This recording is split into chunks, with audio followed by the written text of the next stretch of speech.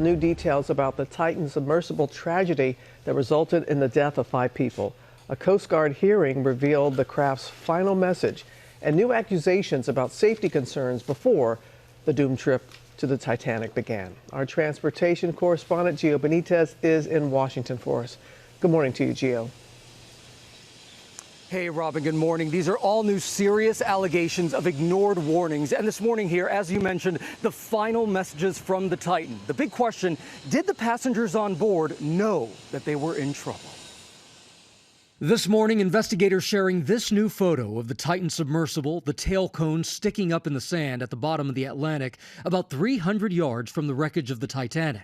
Did you feel a sense of urgency or being rushed to get to operationals? To start operations? Was there pressure? Oh, 100%. A Coast Guard hearing now revealing haunting new details about the doomed vessel that catastrophically imploded in the Atlantic last summer, killing all 5 people on board and sparking a search and recovery mission that captivated the world.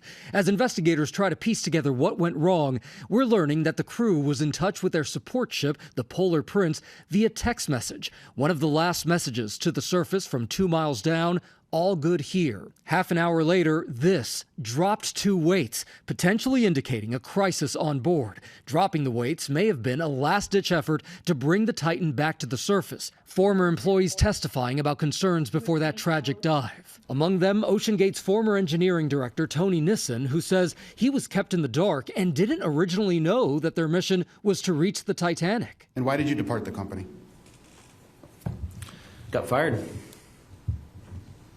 When did you get fired?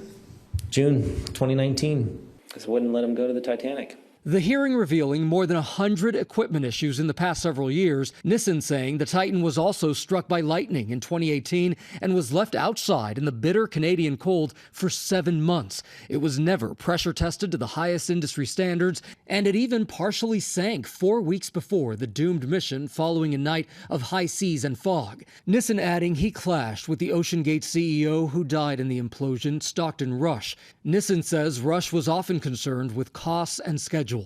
Stockton's and my relationship started to turn sour. As everything was built, he wanted me to be the pilot that runs the Titanic missions. And I told him I'm not getting in it. In this YouTube video, Rush described himself as a maverick. And, you know, I've broken some rules to make this. I think I've broken them with logic and good engineering behind me. The carbon fiber and titanium, there's a rule you don't do that. Well, I did.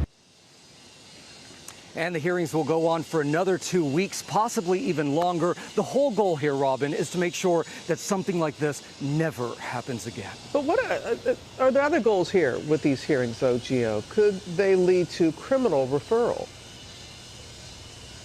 Absolutely. This could absolutely lead to criminal charges, Robin. In fact, we're hearing that after the hearings, the Coast Guard may make some recommendations over to the Department of Justice. So we're going to be watching that very closely because, as you just saw, we are dealing with some very serious allegations here.